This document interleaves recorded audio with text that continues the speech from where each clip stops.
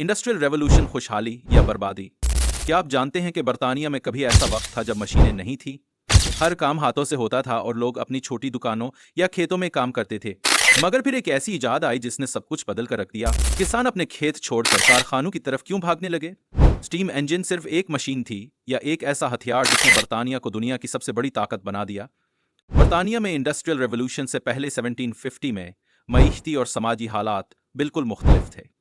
उस दौर में ज्यादातर लोग country side, rural areas, villages और स्मॉल टाउन्स में रिहाइश पजीर थे। जरा सोचें, जिंदगी कितनी डिफरेंट होती जब रिच लैंड ओनर्स सिर्फ अपनी जमीन किराए पर देते, जबकि स्मॉल लैंड ओनर्स फार्मिंग के जरिए पैसे कमाते थे। दूसरी तरफ गरीब लोग अपनी लिविंग के लिए मैन्युफैक्चरिंग करते थे। वो घरों में बैठकर पॉटरी, मेटल गुड्स, टेक्सटाइल्स जैसे प्रोडक्ट्स तैयार करते और उन्हें लोकल कम्युनिटीज में फरोख्त करते थे।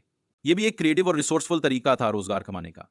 उस जमाने में तमाम वर्क मैनुअली किया जाता था, सिंपल मशीन्स और टूल्स के महदूद इस्तेमाल के साथ। ये वो वक्त था जब मॉडर्न टेक्नोलॉजी का कोई तस्वुर भी नहीं था और हर काम खुद ही करना पड़ता था। 18th सेंचुरी में ब्रिटिश इंजीनियर्स ने पहली बार स्टीम इंजन बनाना शुरू किए ताकि कोल माइन से पानी निकाला जा सके। ये एक ऐसा निज़ाम था जिसमें पानी को गर्म करने के लिए कोल इस्तेमाल किया जाता और नतीजतन वाटर स्टीम में तब्दील हो जाता। फिर 1781 में जेम्स वाट ने एक बेहतर स्टीम इंजन डेवलप किया जिसकी मदद से woollen and cotton mills, steel works और दीगर फैक्ट्रीज में मशीनों को चलाया जाने लगा। पानी को गर्म करके स्टीम प्रोड्यूस करने के लिए जो फ्यूल इस्तेमाल किया जाता था वो कोयला था। तसव्वुर करें कि कोयले, लोहे और स्टील के भारी वेट को हॉर्स ड्रिवन कार्ट्स पर सड़कों के जरिए मुंतकिल किया जा रहा हो। इसी दौरान कैनाल्स भी कंस्ट्रक्ट किए गए ताकि ऑल्टरनेटिव ट्रांसपोर्ट का जरिया फराहम किया जा सके। ये कैनाल्स ऐसे वाटर फिल्ड रास्ते थे जिनमें लॉन्ग बोट्स को हॉर्सेस के जरिए पुल किया जाता था। आज हम स्टीम इंजन्स की कहानी सुनेंगे। स्टीम इंजन्स एक ऐसा इंजन थे जो इब्तदा में वैगन वेज पर वैगन्स को खींचने के लिए इस्तेमाल होते थे। वैगन वेज वो मखसूस रास्ते थे जिन पर वैगन्स चलते थे, खास तौर पर माइंस के करीब। इन ट्रैक्स पर वैगन्स को एक जगह से दूसरी जगह मुंतकिल करना बहुत जरूरी था ताकि माइनिंग ऑपरेशंस और रिसोर्स गैदरिंग को आसान बनाया जा सके। जॉर्ज स्टीफनसन और उनके बेटे रॉबर्ट ने इस मैदान में एक बड़ी तब्दीली मुतारिफ कराई। उन्होंने स्टीम पावर्ड इंजन्स तैयार किए जिन्हें लोकोमोटिव्स कहा जाता है। इन लोकोमोटिव्स स्टीम की ताकत से न सिर्फ एक नई स्पीड बल्कि एफिशिएंसी भी हासिल हुई। बाद में रेलवेज तामीर की गई। रेलवेज यानी वो मॉडर्न सिस्टम्स जिन्होंने इंडस्ट्रियल टाउन्स ऑफ ब्रिटेन को पोर्ट से जोड़ दिया, जिससे ट्रांसपोर्ट न सिर्फ आसान बल्कि फास्टर भी हो गया। ये एक ऐसा नेटवर्क था जिसने प्रोडक्शन, ट्रेड और कम्युनिकेशन की दुनिया ही बदल दी। आज हम इस बारे में बात करते हैं कि बड़ी इंडस्ट्रीज ने किस तरह मैन्युफैक्चरिंग के इनकलाब में मदद की। खास तौर पर ब्रिटेन में आयरन और स्टील इंडस्ट्रीज की तरक्की पर नजर डालते हैं। ब्रिटेन के पास वाफिर मिकदार में कोल और आयरन और रिजर्व्स मौजूद थे जो उसकी तेजी से बढ़ती हुई इंडस्ट्रियलाइजेशन को फ्यूल फराहम करते थे। अब आइए शिप बिल्डिंग के बारे में बात करते हैं। ब्रिटेन में शिप बिल्डिंग इंडस्ट्री भी एक बड़ी तब्दीली के अमल से गुजरी। जैसे ही ज्यादा रोबस्ट टूल मटेरियल्स, खास तौर पर आयरन का इस्तेमाल शुरू हुआ। रोबस्ट टूल मटेरियल्स का मतलब है मजबूत और पायदार टूल्स बनाने वाले मवाद। ये ऐसे मटेरियल्स होते हैं जो मजबूत, लॉन्ग लास्टिंग और सख्त हालात में काम करने के काबिल होते हैं।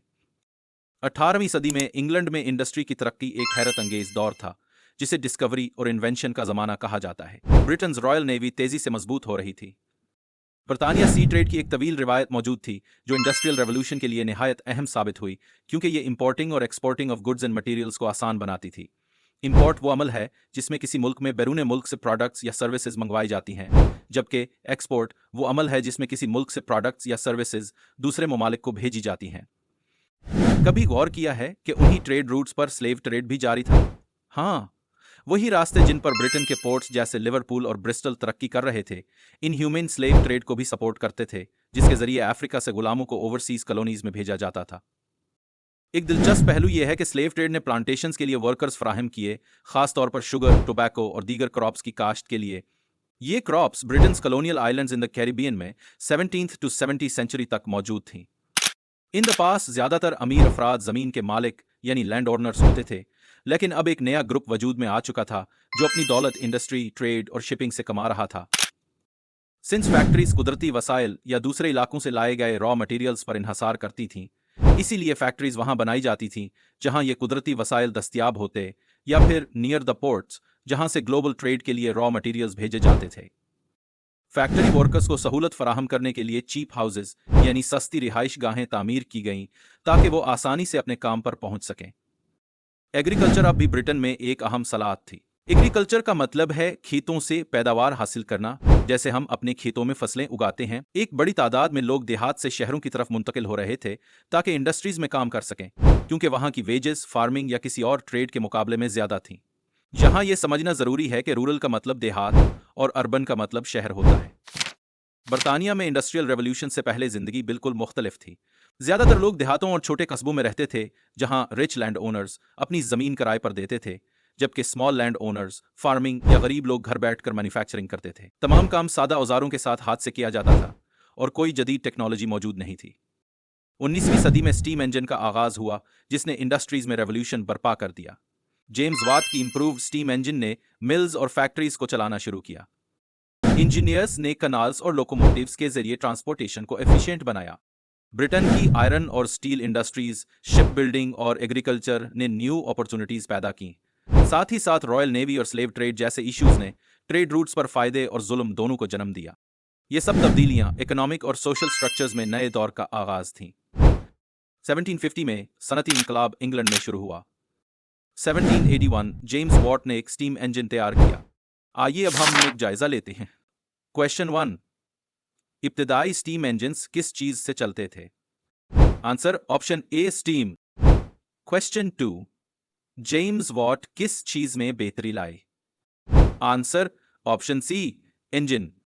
क्वेश्चन 3, कौन सी इंडस्ट्री शिप बिल्डिंग के लिए लोहे का इस्तेमाल करती थी? Answer option D ship.